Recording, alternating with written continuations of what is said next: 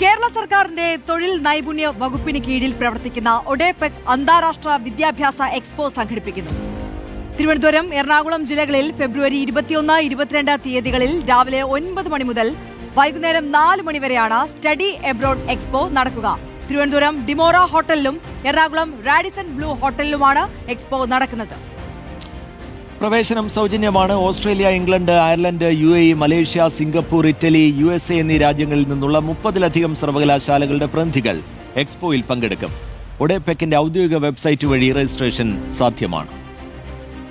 ഒഡെപെക് എന്ന് പറയുന്നത് ഒരു 1977 രൂപീകരിക്കപ്പെട്ട ഒരു സർക്കാർ മേഖലയിലുള്ള റിക്രൂട്ട്മെന്റ് ഏജൻസിയാണ്. അപ്പോൾ ഒഡെപെക്കിന്റെ ഉദ്ദേശം എന്ന് പറയുന്നത് വിദേശ പഠനം വേണം, അതിലൂടെയാണ് അവർക്കൊരു എക്സ്പോഷർ ഉണ്ടാകുന്നത് എന്ന് ആഗ്രഹിക്കുന്ന കുട്ടികൾക്ക് വഞ്ചിക്കപ്പെടുകയോ ചതിക്കപ്പെടുകയോ ചെയ്യാതെ മറ്റ് ഒരുപാട് ധനനഷ്ടമുണ്ടാകാതെ ആ യൂണിവേഴ്സിറ്റി എത്രയാണോ ഫീസ് ഈടാക്കുന്നത് ആ ഫീസ് മാത്രം നൽകിക്കൊണ്ട് പഠിക്കാനുള്ള അവസരം ഒരുക്കുക എന്നുള്ളതാണ് ഒഡെപെക് ഇപ്പോൾ ചെയ്തുകൊണ്ടിരിക്കുന്നത്. 3000-നടുത്ത് കുട്ടികൾ ഏതാണ്ട് ഒഡെപെക്കിലൂടെ വിദ്യാഭ്യാസത്തിന് പോയിട്ടുണ്ട്.